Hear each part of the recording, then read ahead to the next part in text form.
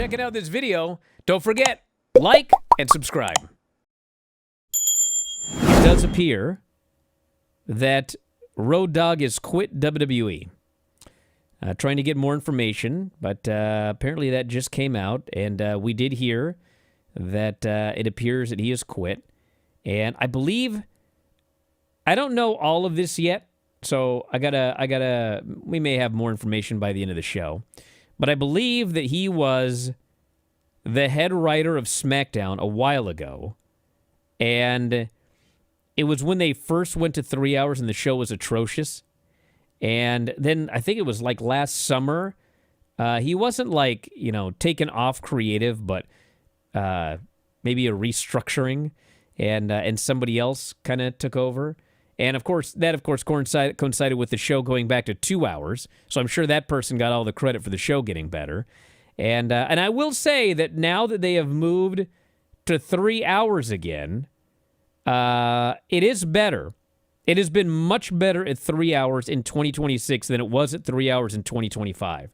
The 3 hour show in 2025 was freaking awful.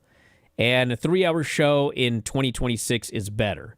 And one of the reasons for that, I believe, is, if you recall, I don't even know what brought about SmackDown going to 3 hours. Because if I recall correctly, when they did the earnings call, it was like, I'm not sure they were even paid more for that 3 hours. And they were 3 hours for, half the year. And then they got that Braun Strowman show to go afterwards. They went back to 2, and the Braun Strowman show did well. And then that show's over. So now we got 3 more hours.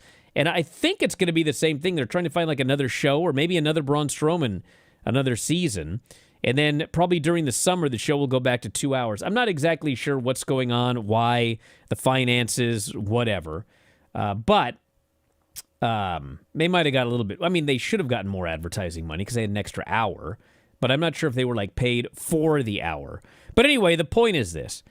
In 2025, I don't want to say they were caught off guard by going 3 hours, but they certainly were not prepared to go 3 hours. Because, they had a 2 hour roster for a 3 hour show.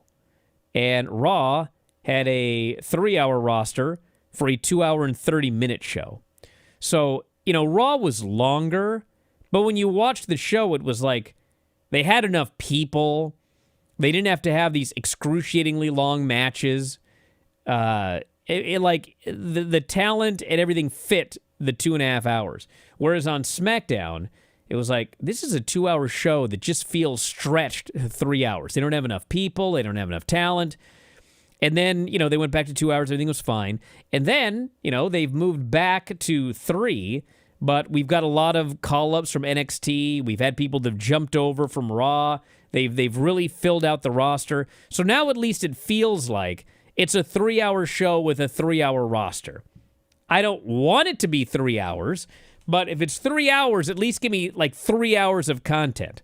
So I'm sure, people will say that one of the reasons the 3 hour show last year sucked was because of Road Dogg. And I won't absolve him because maybe it did. I don't know. But I do know that, the fact that they had a limited roster, a 2 hour roster for a 3 hour show, that was the biggest issue. It's just like, why is this show so long? We don't need 3 hours. You can do the show in 2 hours. Whereas now, if you had to do the show in 2 hours, you'd have to cut a lot of stuff and cut a lot of people. So it is better now. We'll see what happens this summer when they cut back.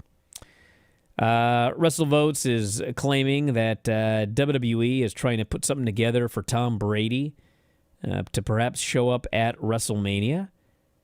I would not be surprised. I'm sure they're trying to do a lot of stuff, I'm sure, because ticket sales still are not great for WrestleMania. In fact, let's see if we can get the latest update from WrestleTix. And by the way, this coming Monday, I did break down, and I bought tickets, taking the kids to Raw. $300 to get the 3 of us in, which is more than I wanted to pay, if we're being honest. But about a month ago, it would have been over $600. So the fact that I paid 50% of what I would have paid, and they're not terrible seats. They're not like on the floor or anything like that. But I paid basically $100 each. We're going to go to Raw on Monday, and you'll have a live perspective here on this show and also Wrestling Observer Radio. Hey, if you love this clip, have I got a deal for you? WrestlingObserver.com. Do you have a commute? Do you work out at the gym? Do you like listening to audio on your headphones or your earbuds or whatever the kids use today? Well, WrestlingObserver.com will give you all the audio you'll ever need in your life. Over 15,000 audio shows. Every audio show that we have ever done, dating back to 2005, is available for subscribers at WrestlingObserver.com. Every time a new show comes out, you can podcast it directly to your phone.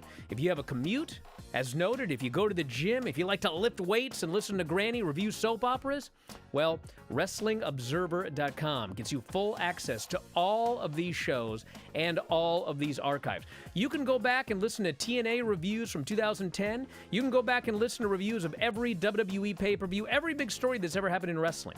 You can get access to that at WrestlingObserver.com. Plus, full access to the Wrestling Observer newsletter every week. 40,000 words of news and information in pro wrestling.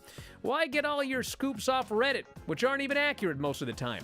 Go right to the source, the Wrestling Observer newsletter. You also get Observer archives dating back to 1990. So check it out today. Thousands of issues of the Wrestling Observer newsletter. Tens of thousands of hours of audio. All for $12.99 per month or as low as $9.99 if you sign up for a year. You'll never run out of audio if you subscribe to WrestlingObserver.com. So head up there, check it out today, and I'll talk to you again after a while.